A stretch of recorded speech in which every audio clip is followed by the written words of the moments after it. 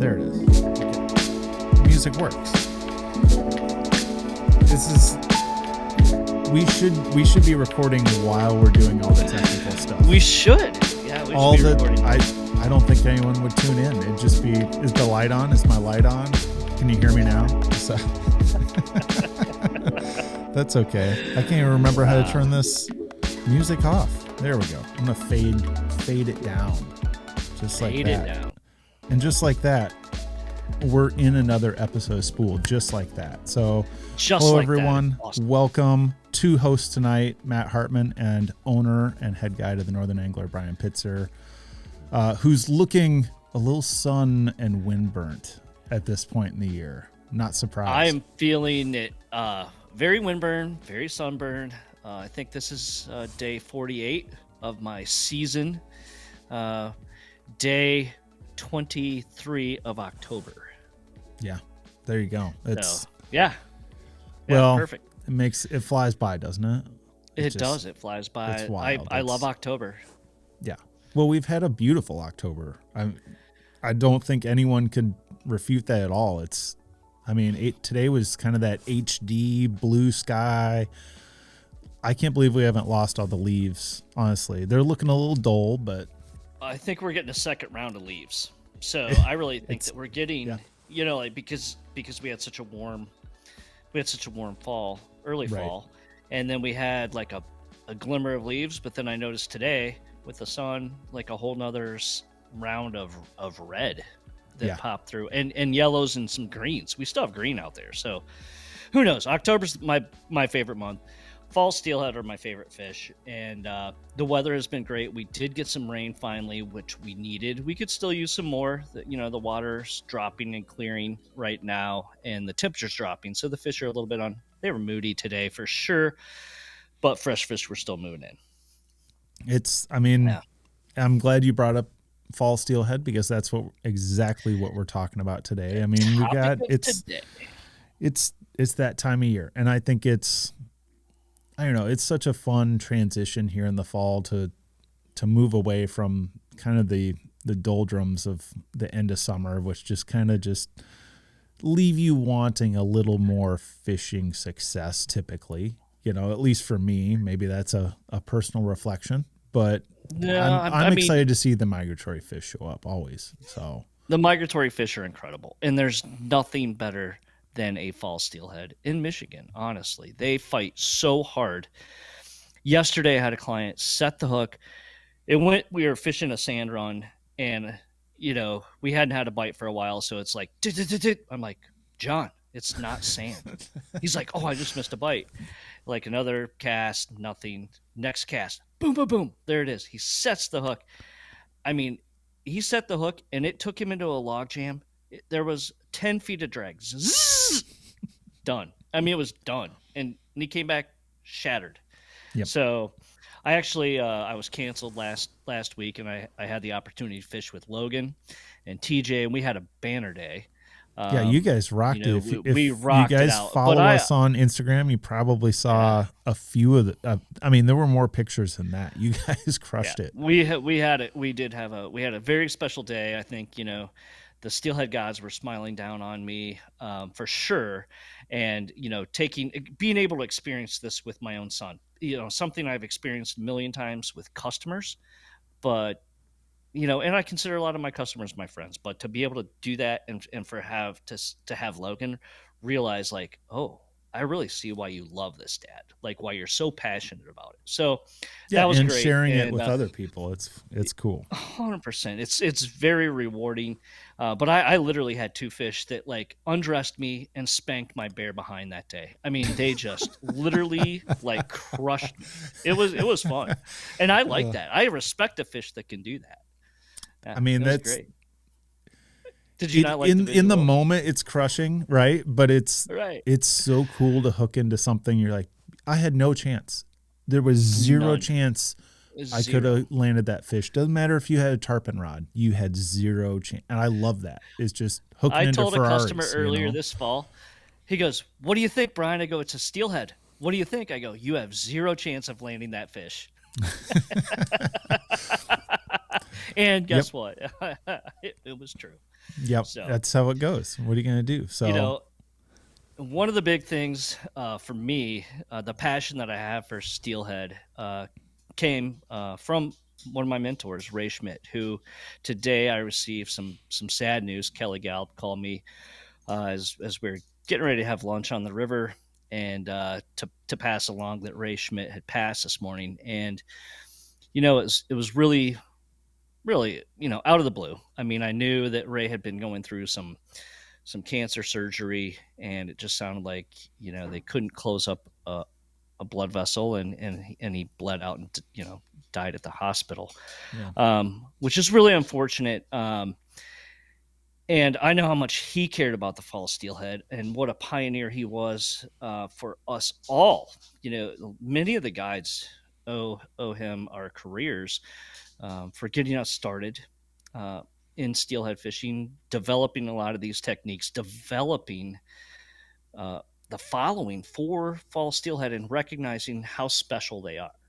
He Yeah. fought for conservation. Ray and I had our differences, and as anybody may have, but we still respected and loved one another, and I do. My hat's off to him, and it's a very sad time for the Great Lakes. They've lost a great steward to conservation and to cold water fisheries in general. So I know so many people that owe their careers to his influence, and myself included. So anyway, Yeah. It was kind of rest like, easy, Ray. anyone who's really anyone seemed to be able to connect, somehow their path with Ray along Sure. the way, whether it was guiding, whether it was through, SCHMIDT Outfitters, through his fly tying. I mean, he threw out some patterns we still use today. I And, still use his patterns all the time. Yeah. A steelhead bugger, duh, it's like the best Yeah. pattern ever. And it's a tremendous loss. And I hope he's up there catching some steelhead. Oh, I'm sure he's landing those impossible fish up there, right? So, Or he's just down here laughing at the rest of us trying to do this. right. You And guys are- we've lost some icons this year already. We have. I think it's important, if people have a little bit of time to dig into those legacies, especially ones you like Ray, you may have not have heard of him, where if you probably had heard of Flip Pallet, and you can really see Ray's fingerprint on Michigan steelhead fishing and the migratory fisheries in Michigan. So it's worth digging into if you get a chance. Maybe, I don't know, if people are interested, maybe we dig in or do something else. We should do something like that, because he really did leave a legacy. He was the first Sage rep for the Midwest. He was the first Sims rep for the Midwest, Umpqua. And, he promoted fly fishing. He lived and breathed fly fishing. And, like I said, he was a pioneer in this area, and he will be sorely missed. And because of him, I continue to fight for things like one fish limits and no chumming, and continue to fight for our resources. And with the support of everyone, we've been able to accomplish a lot of those great things. And it was because of his example and his passion that I continue to do that. So anyway, let's talk about a better, let's talk about fall steelhead. So for those of you listening, I feel like we do talk about fall steelhead a fair bit, but Brian, you're on the water. I mean, what year is this for you? Not to date you, of course. I think it's 29 or 30. Okay. So this might be my 30th fall of guiding. Yeah, and you've seen, that's what's so cool, and we talk about this all the time, is that guides are maybe the best connection to year after year changes with fisheries that we have. Certainly. What would you say? And you've fished out west for steelhead. You've done, a range of different steelhead fisheries. You've done Alaska. What makes Michigan unique in the fall specifically? I love fall probably the best personally. I think it's maybe because I don't hunt, and that I can get the river a little bit more to myself, and the fish are a little bit hotter. But I'm very curious your perspective. What makes Michigan specifically unique in the fall fishery? Well, I think the biggest thing that our fall fishery has are wild fish. So these fish were brought in around 1896 by the lumber barons from the West Coast. So these are West Coast fish, and they are big shouldered. They are different than West Coast fish in that our fish are on the top of the food chain. So when they want to be lazy, they can be lazy. They're the king of the jungle. Nobody's going to mess with them. They don't have seals, they don't have killer whales, they don't have nets. They don't have anything to worry about in the Great Lakes right now other than finding food, right? So um, the fish are absolutely amazing. The water temperatures are anywhere from mid 50s down to mid 40s, which make them super hot. Our fish, unlike West Coast fish, only have 32 miles of river to run, Right. so And you're they don't have talking hundreds of your miles to river, which climb. is the Manistee, but The I mean, a Manistee, lot of we have rivers where they've what 2 miles to run, maybe. I mean, you're yeah, catching yeah, fresh fish. fresh It's fish. yeah, I mean, even in the Pere Marquette in the flies only water is probably like 70 miles. sure, So in relative terms, our runs are short to you know to Lake Michigan, and those fish are really hot. They can pop up overnight. They can come in when we get a little bit of rain. The river comes up. We had a tremendous salmon run this year. We had both a really good number of cohos, a really good number of kings. They literally just stopped rolling. So they're quickly fading. Don't get me wrong, but it was an amazing run. I talked to a couple of guys today. They still were getting fresh chrome, non-spawned out kings, and I got wow, a king on the swing last week with Jim Heck, or 2 weeks yep, ago, or yeah, whenever that was. That was super exciting. And our migratory fish are amazing. And the fall steelhead, they pound for pound are the hottest fish I've ever fought, bar none. Better, like faster than a bonefish. Like they are truly magnificent. When you get I'd say a 26 to 32-inch fish. Anything bigger than that, they kind of wallow. Anything smaller than that, you can handle them. But that right. 26 to 32-inch fish will absolutely humble you. And they are amazingly fast, and it's the best sporting fish around. Well, we haven't defined exactly how many tips we're going to feature today, so you'll just have to listen to the whole episode to find out how many. Yeah. But I guarantee at least 3 up to 5. We'll see, where our tangents 3 to 5 take sounds us. perfect. 3 to 5 is what I told Brian, and that's what our target's going to be. So let's start with the gear, because I think if you're a new steelhead angler, you got to have the right gear, and I think. Like, I know between us, we could easily rattle off like exactly. We don't even have to go into brands or models, any of that. I don't think that we don't need to do that. You can We find don't need to plenty of do that, us. no. But I know what I would grab, and I think you'd probably grab the same thing, which is an 8-weight fly rod. 100% 8 weight. A 9.5 to 10 footer, depending on what you're doing. What size stream you're fishing. And the big manistee for me in the fall. Everybody knows I don't like running bobbers, so I like to chuck and duck, and I like to feel the bite. And if I'm not doing that, we're swinging flies, with the spay rod. And last year the spay bite was great. So far, the trips I've had this year, the spay bite is fantastic. But you could even do that with a single-handed rod. So you could We start with have an the lines eight-weight now. rod, Yeah. and they have the lines. You could have a one-stop shop with, you could get like the Lamson 3-pack or something like that. Get an 8-weight rod. You'd have your running line that you could use for chuck and duck. You could have a floating line, um, For like an indicators and anadro whatnot. type tip. Yeah, Yep. for indicators and running floats and stuff like that for the smaller rivers.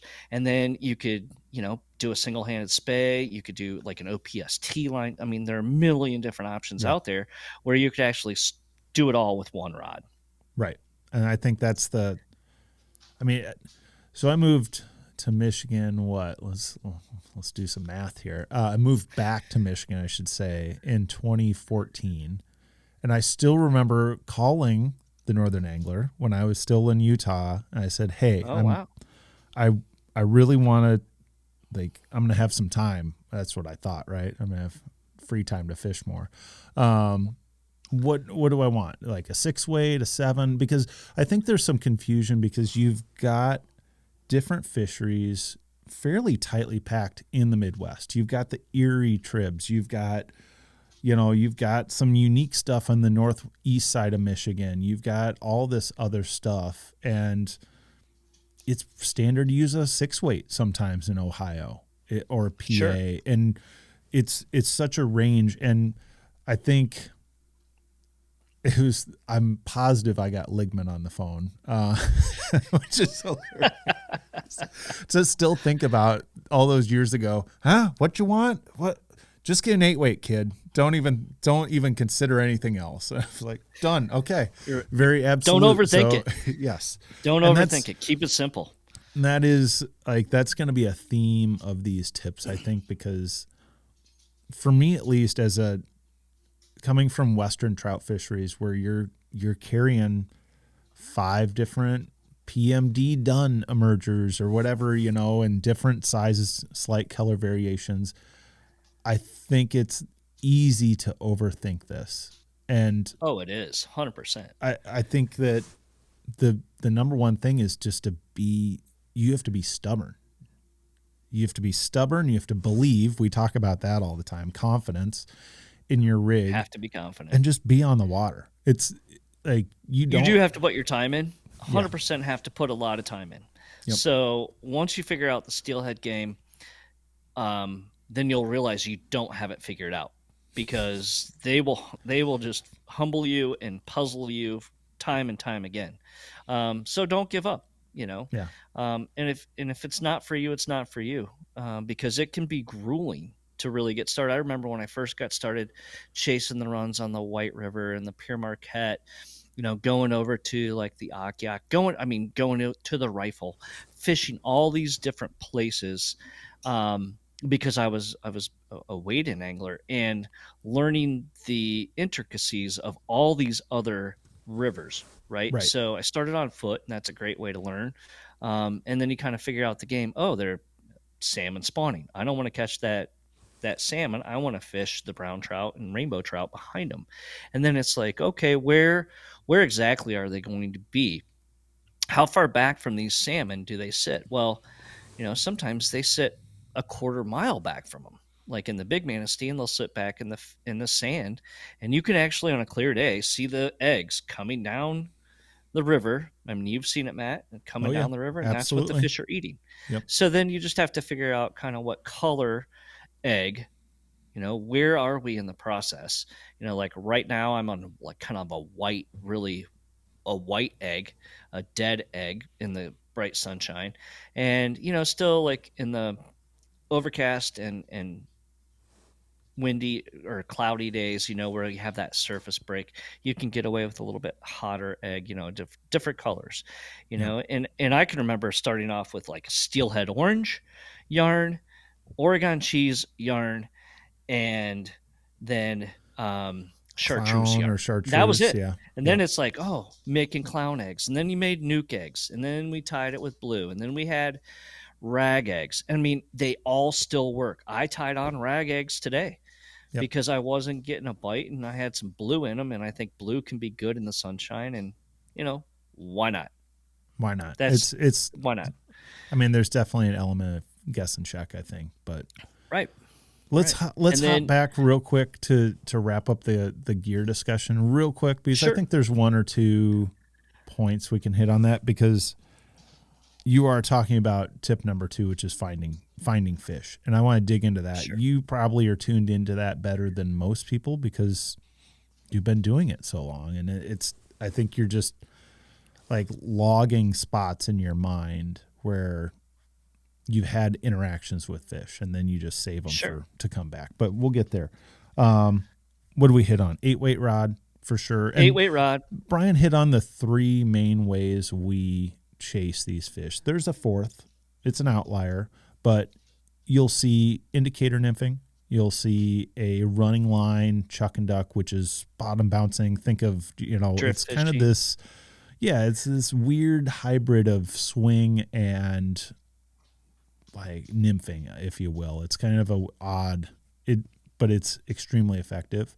And then you have a swung fly presentation, which is basically just using the speed of the current to swing a fly across it and keep it under tension. Kind of like a lazy way to fish a streamer in some ways. So, and then Absolutely. the fourth is stripping flies, which is a very small window where you can get those fish because, and it's fun to experiment and see what you can get away with sometimes, right? So, Absolutely. but I think each one of those presentations lends itself to different rivers, different sections, a little bit, and times a year. Like mid egg bite, are you going to break out the spay rods? Probably not. Unless you're stubborn. But it'll still work. Be stubborn. It'll still work. And if that's what you want to do, you'll still find success. Yes. Come back to that is, after you've caught some fish, you can catch fish the way you want to, which I love about this sport. And you can be happy catching nothing. So right. But I think it is, and that's all part of the process. Yeah. And back to back to Ray Schmidt. Yeah. He and Bruce Richards are kind of the ones that developed this chuck and duck, this drift fishing that we do now. They saw spinning gear guys, fishing spawn bags and stuff, and said, they're using a light line, a long rod, and they're using like a dumbbell weight and a spawn bag tied off on a 3-way swivel. How can we do this with fly gear? And that's kind of where we came up with a lot of the modern shooting lines. Bruce would always send us lines to try out back in the day. And we were always in search of that thin diameter, no stretch, type line. And, drift fishing was really set up for places like the Pier Marquette, that like the lower, like where you have a real shallow, let's say 6 inches to a foot, dropping down into like 6 feet. How do you get a rig down in there? Right? You just, and the fish sit right on that drop off. So it was designed kind of as set up to do like this big swing. Like in the Manistee, we need to basically get the eggs and the nymphs on the bottom. So, essentially when I'm drift fishing, I'm set up like I'm swinging a sinking line because I cast it straight across. Sometimes in that mend is basically that weight finding the bottom, and then it's just moving along the bottom. And sometimes it barely ticks. Right. A lot of times it doesn't because I'm fishing over wood, and the fish see it, they move to it, and they like literally about rip the rod out of your hands on the bite. So that's kind of how I set up my drift fishing. It's been poo-pooed upon, many times. People use it to snag fish and people use it to line fish, but in the big river and big deep runs, you're stepping down through it. And if used properly, it's more than legitimate. You're not snagging fish. But if you use it improperly, you can definitely do that, and that's just not very sporting.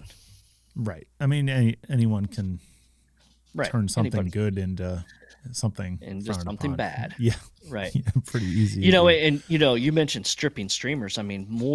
So many times this fall, especially like after we had that rain, you get the fresh fish moving in, and they're chasing the eggs down, and they hit it on the strip in. Ed McCoy said he had caught a fish on the strip that in way. Today. It blew my mind. Crazy. Because when you're bringing your rig back, you're looking at the clouds, you're laughing at each other, you're not paying attention at all, and then the rod almost just rips right out of your hand. It's a unique experience. It's kind of cool. If what would you recommend someone who's brand new to the steelhead game, what technique do you think would cover the most amount of, give them the most opportunity and the most amount of spots? I know what I I would would. I would focus on walk-in Hmm. spots. I Yeah, wouldn't fish from a certainly. boat. I would focus on smaller rivers. They're much easier to read, and I would work a floating line and an indicator and or swing Yeah. streamers. Yep. Those would I be my completely agree. that would be my advice to anybody getting started in doing steelhead fishing, and I think you'll be better served. And certainly, if you already fly fish, it's just taking it to a next step. You're using essentially like a trout setup with an indicator, and if you can indicator nymph for trout, you can indicator nymph for big trout, aka Exactly. steelhead. Yeah. Exactly. And I think what's cool about that nymph setup is you can actually tinker with it, a little bit. Some of those lines are a little bit heavier. If you need to in a pinch, you could probably throw a sink tip on it, and swing something, especially the smaller rivers.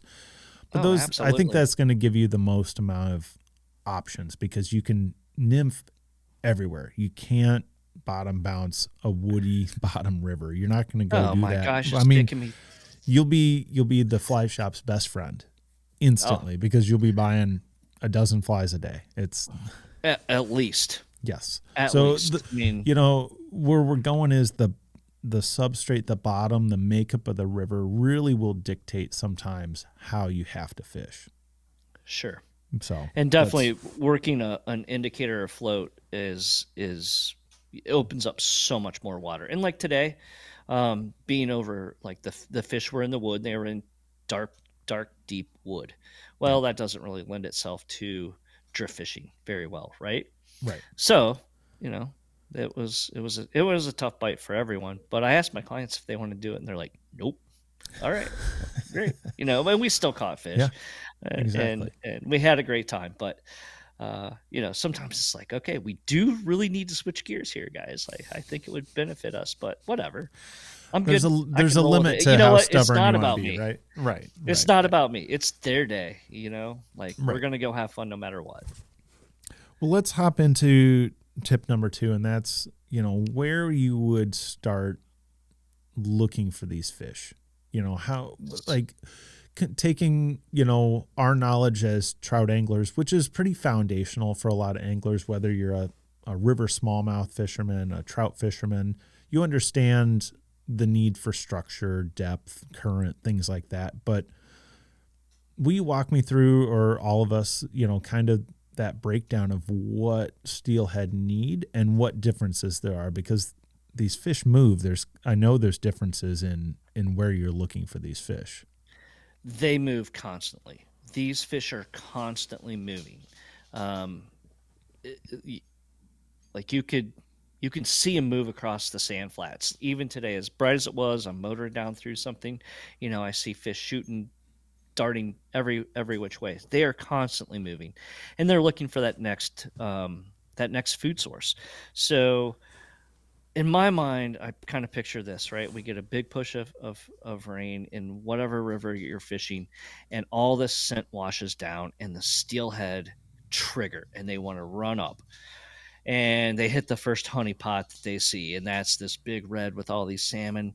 And they go in there and they steal some eggs. And they're like, wow, that was great. Like, oh, let's keep going, man. There's like, this is the best, right? And they just Right. keep going, and then they get to the area, in whatever river, whether it's Alaska, whatever, where like now this is like the main spawning area, right? This is where I'm gonna like make my buffet.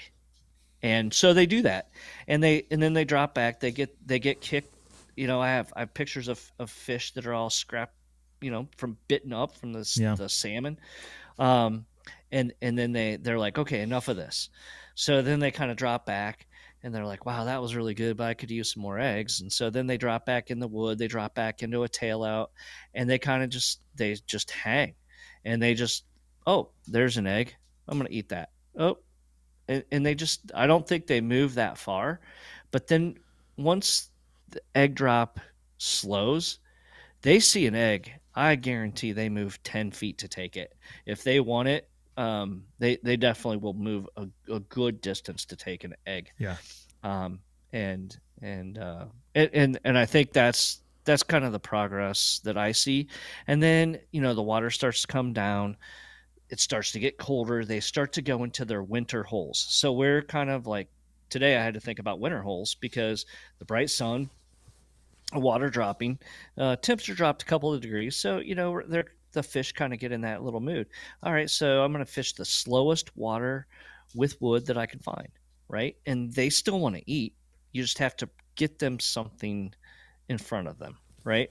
Right. And even on days like today, we had high pressure, east wind, fish bite the least when the wind's from the east, right?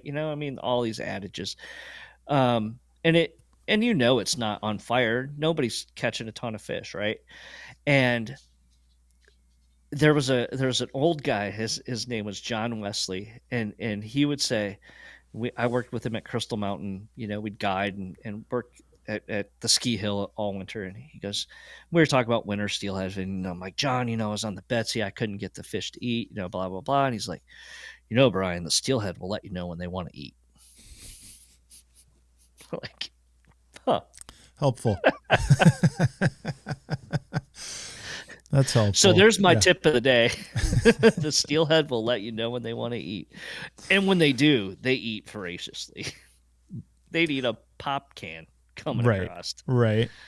Well, I think one thing that I struggled with, coming back to Michigan from being out west and having these a little bit more traditional river structure where you have a riffle, a run, a pool, a tail out, and we have that, but it is much more difficult to find that in the river, or see it, I guess, and visualize that. It is much more different. Like if you go on a West Coast river, they have a riffle that's a mile long. Right. Our riffle might be 3 feet long. Right. 10 feet long. Like it's a micro version. All these are little micro versions of traditional steelhead holding water. Sure. Especially when you talk about smaller rivers like the Platte, the Pere Marquette, the Betsy, Bear Creek, all these smaller tributaries. It's even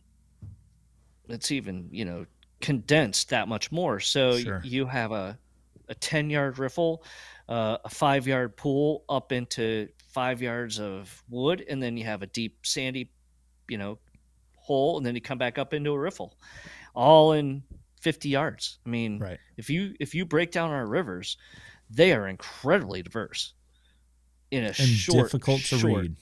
They are really difficult to read. So, if you can catch fish in Michigan, you can catch fish anywhere. We've said that. Truth. But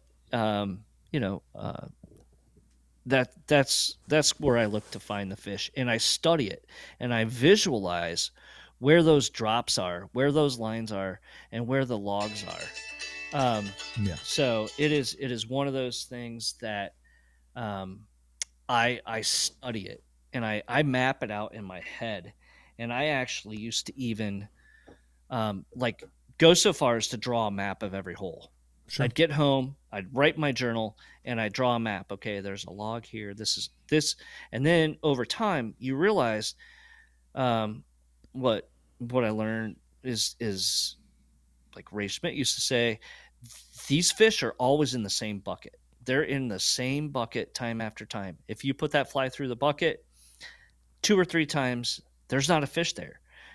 Now, do they sit outside of those buckets? Yeah, but you have these certain spots that all over every river has where there's usually it's the prime steelhead lie, right? Right. And when you hit that, you're like, okay, that's basically where that fish eats almost every time. So that's another thing. It comes from putting a lot of years in, or you could just buy a live scope, and just map that way. I was waiting for that to come. Yeah, that's I think it comes with a target that you get painted on your back too. I think they come straight issue with that. I would say as someone, I think that's one of the biggest challenges is reading this water and understanding where you should fish, when, and why. Right. And whether you're like me coming back to Michigan after learning trout fishing out west, whether you're a brand new angler who has watched an instructional video where there is that traditional structure, and then you walk out to the Manistee or the Betsy, or and it's just flat, and you're just, oh, where do you even start? And I think a lot of us are trying to get away from other people, and in a fishery like this where you have migratory fish, there's going to be people, and you Sure. can learn a lot from where other people are fishing. And I would encourage you, one, don't walk up and fish where they're fishing, but talk to them. I mean, anglers are anglers. They, if you say, hey, does that spot work out well? Do you snag up Right. there? You may meet a fishing buddy. You may learn something, or just pay attention to where other anglers are, and then think about maybe why, and also pay attention to the context. What's the day Sure. like? What's the water level like? What's the water temp like? All those things play into it. There's so many variables in this migratory game, but I There think are a million variables. if you're going to do one thing, look for spots with some depth that are near some wood. That's like, if you're going to Yeah. fish one thing, That are behind gravel. yes, Yeah. behind Yeah. gravel in a, you know, if you see salmon, there's probably some steelhead trying to be, close to them. Definitely. Definitely So steelhead behind the a salmon. few things, that can, you know, maybe worth your time paying attention to when you're on the water. Sure. So And there are eggs in the system. Everybody keep in mind there are eggs in the system all winter long. yes, it just keeps on So going. So when in doubt, fish an egg. It's that's always right. been my adage. I mean, we're definitely starting to see some more fish coming on the nymphs right now, and I'm Hmm. doing it, because they see so many beads, so many eggs, coming down through. So I'm like, I'm gonna switch it up with some nymphs, and it's been productive. So it's fun to get that grab too. Yeah, Fishing like the steelhead bugger or right. like a caddis or you know something along those lines. I love it. A It's a stonefly, fun. a hex nymph. Yeah. It's fun. It's like I said, or like we've said, don't overthink it. Don't overthink it. And Experiment, but experiment within the bounds. You don't have to go totally crazy. And it's worth right. showing fish something different. So we just mentioned conditions briefly. Sure. Brian, you deal with the whole range of conditions on the water throughout the season. It's been pretty nice this year, but some years it's torrential downpour for 2 weeks straight. How Hmm. do is there, we break down briefly how you adjust to conditions and how these fish are, changing their behavior with conditions? Absolutely. So when let's say you have high dirty water, and whether that's in the fall, in the spring, in the winter, you can get high dirty water anytime. Um, I'm going to switch over my patterns and I'm going to go with a bigger, brighter, more bold colors. I like chartreuse colors, uh, big black type nymphs and streamers. Those work great. Anything with flash, I'll get really gaudy, quite honestly. And a lot of guys fish beads, and they're fishing, even up to like a 12 millimeter bead in those conditions. And some give them something to see. And then Right. conversely, as that water starts to come down, you have to, and even then, you can get away with like fishing 10-pound test, for your nymph rig. You may have to drop down to 6-pound test in low, clear water to be able to fool those fish, right? And I use mostly fluorocarbon because our rivers are so clear. And I fish anywhere from 6-pound to 10-pound for Sure. steelhead. And, as that water starts to drop down, I'm going to look for something much more realistic and match whatever I feel like the color of the majority of the eggs are in the system. And like I said, you can see them coming down. So you can kind of judge by start with some hotter, brighter colors and work your way to a paler, more washed out color. and just see where it falls in that spectrum. And it may change during the day. It may change with bright sun versus some partly cloudy versus a totally cloudy day. So just keep changing up till you find something that works, and and be willing to change. It's just like streamer fishing or dry fly fishing. You're like, okay, well, I know they're eating a hopper. Well, I'm going to start with this one, and then I'm not really getting the reaction I think I should, so I'm going to change. And just do the same thing with your steelhead, and you'll find success. What would you say? I mean, would you give me maybe the hierarchy of conditions in importance? Like, what's at the top? What's the most important thing? The first thing you're paying attention to on the water, and then down the line, like, is it water temperature? Is it light conditions? Is it not to Yeah. back you into the corner? I know Boy, it's not necessarily a thing, I mean, it's a but combination of all of those, right? okay, okay, But it's I would not say just one at a time. number one for me has to be the correlation between a cloudy sky and the clarity of the water, right? So cloudy versus sunny and water clarity, those have to just go hand in hand. Sure. I'm not as worried about temperature typically. I mean, we don't like fronts. We don't like cold fronts. Nobody, like the fish get grumpy, and you don't want to see that water temperature drop a ton of degrees over a very short period of time because it will shut them down. Um, and then you have to also look at the lake temperature versus the river temperature, which is this is a whole rabbit hole. You don't even have to consider it, but like this is where I go, right? Like in the morning when I can't sleep, like driving to the river, I Yeah. wonder what the lake temperature is versus. But when you're just getting started, you just get out there and put your time in, Yeah. and learn it, and you're going to take some licks. You're not going to be successful at first, and then when you find that success, it will be so rewarding, that you'll hopefully want to keep doing it. And if not, you'll be like, hey, this wasn't for me, but yeah, those are pretty cool fish. Yeah. I don't know. There's something about standing in the river in the fall with the leaves, changing. It's that smell, like that fall Yeah, smell, and you got a thermos of fall coffee, and smell. if you catch a fish, great. If not, Yeah, you're kind of just and it's the same with the winter. It's so quiet when you're the winter steelhead winter. fishing. I love it. It's You have just that shelf ice, silent. and you're like, Yes. it's you against the elements. Yes. It's great. It makes It's that, awesome. sitting down at home in that warm house all that much nicer at the end of the day. Like you got dogs tackling you. It's like, yeah, that's great. I love it. Absolutely. Um, we've hit on flies. Let's touch on flies real quick. I think there's, gosh, maybe 3 categories of flies you should have, and then a few. If you were gonna, like, if I had to make you pick just a few flies or a few categories or styles of flies, what would be in your box? Like, if you were gonna build a box to wade this fall, what are you carrying, Sure. Brian? Eggs.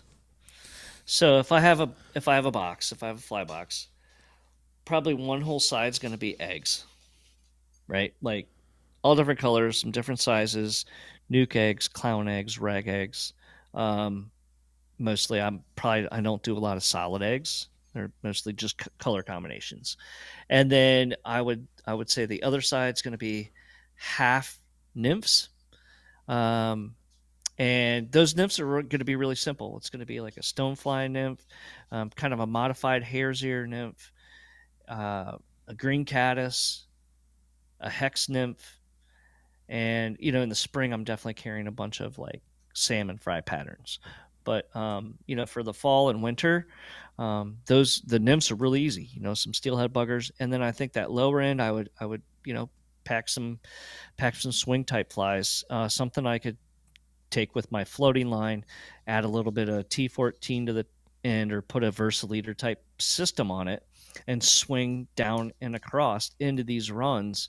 Um, and I would use like the Hubbard type patterns, like the Feenstra, a hot head, and some crystal flash, and some Yeah. some flashaboo, and Yep. and a little bit of rabbit strip. They're really easy, and they drive fish crazy.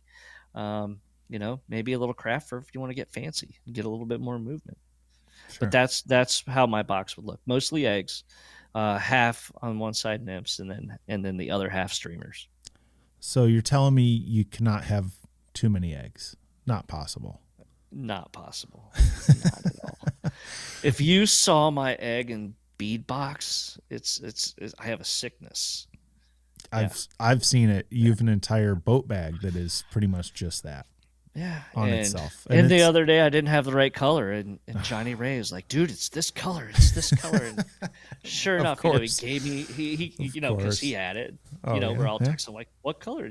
Anyway, tied it on that's the river, the one right? That's so grab some, and that was the one we hooked the one fish that took us right into the log jam. Yeah, it was on that color. So I mean, it can be pretty specific, and we geek out on it. And it is, but I love that it's like within these boundaries, right? It's like you don't like the flies are nothing like matching a Western trout hatch, right? It's right. Okay, you've got to have eggs, have a pile of colors.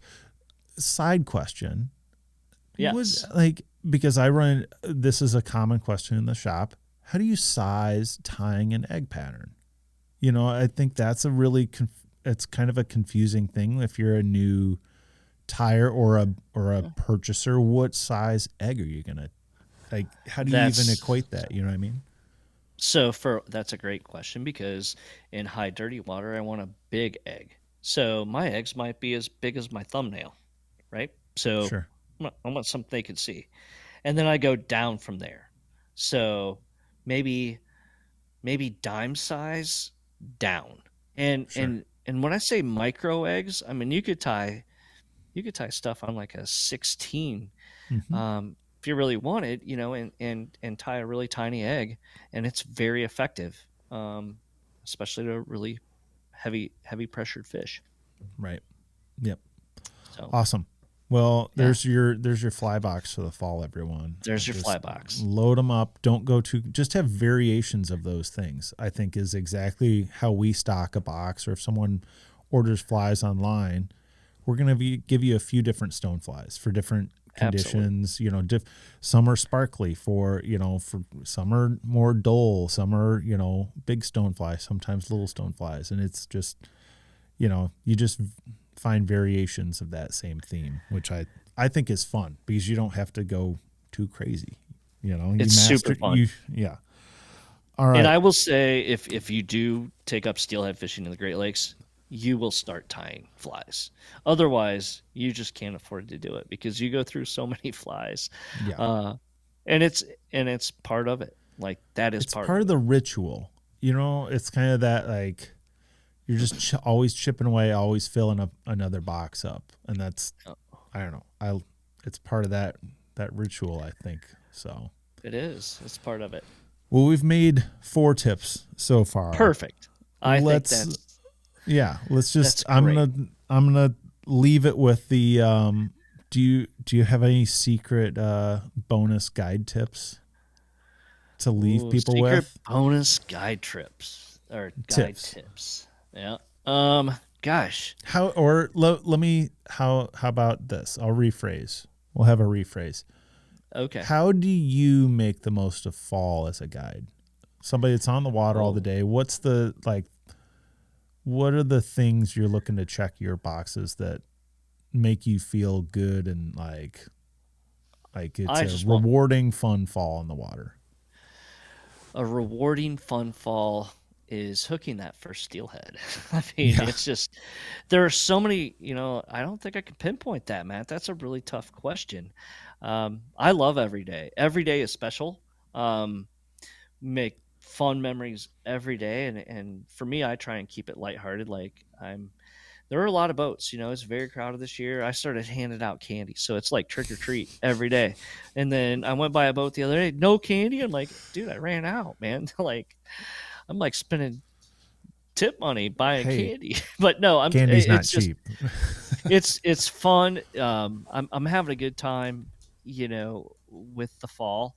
I just treasure these fish so much. I mean, I treasure our fall steelhead. I treasure our steelhead. So I think they're super special, and that's one of the big things that keeps me going. And one of the things that circling back to Ray Schmidt, that was a big passion of his, and I emulated him for a few years, and as a mentor, he instilled that. He instilled that passion I have for these fish, and they are just simply badass. They're awesome fish. I love it. It sounds silly. I think we enjoy them because they're not here all the time. It's that like special time of year. It's like Sure. honey crisp apples. Roll your eyes, but I do love a honey crisp apple. But it's that something we look forward to all year, and if it was here all the time, we'd probably take it for granted. So, right. What do you like the best about fall? Oh, I love after the egg bite that swing when the water's still a little bit warm, and I love not being hooked into a race car and having no chance and just laughing about it. Right. After a while you can do nothing but sit down and laugh, and you're like, man, glad I got my fly line back. That would have been expensive. That's just it. We can't take it so seriously that we can't have fun with it, right? I mean, what do we always say at the Northern Angler? We're here to put the fun back into fly fishing, and get out there, enjoy it. You're gonna pay some dues. You're not going to succeed many times right away. Although I think, who was it? Luke bought a spey rod. Probably. And he just sent me another one that he was down swinging on the ground. He bought that spey rod. He bought a fly, and he went down within his first hour, hooked and landed a fish on the board. I think he bought one fly. I was like, wow. I think he did. Dude, hang that thing up. And guess what? He's still hooked. Yep. Oh, he's still hooked. Once you hook in, however you fish for these fish, once you are connected with them, it stays with you. However you fish for them, we don't. However, care. I mean, I learned from the bait guys. I learned from plug guys. I mean, we're just all out there to have fun. We're all playing in the same sandbox. We're just using different toys. Exactly. That's it. Yep.